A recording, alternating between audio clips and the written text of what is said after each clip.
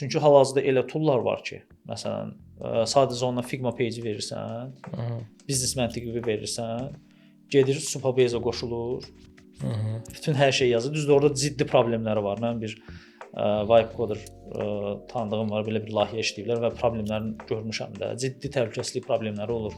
Amma ümumi götürəndə layihəni yazır verir də o formada.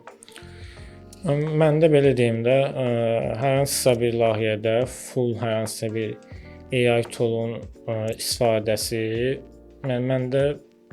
mən istifadə eləmirəm. Yəni sadəcə hərdən olur ki, məsələn birdən elə bir problem çıxır ki, qarşıma. Yəni istəmirəm ki, oturum buna yarım saat, 1 saat vaxt sərf edeyim ki, görsəm buradakı problem nədir. Sadəcə problemin nə olduğunu bilirəm. Bilirəm ki, həlli tutaq ki, mənə yarım saat vaxt lazımdır, amma mən hər hansısa bir AI tool-a prompt yazsam, yəni bunu yarım saata yox, 5 dəqiqə həll edə bilərəm. Onda bunu seçirəm. Amma sırf bir layihənin yazılmasını bütövlükdə AI tool'un üstünə yıxmaq məncə hal-hazırda çox da yaxşı seçim deyil, real da deyil.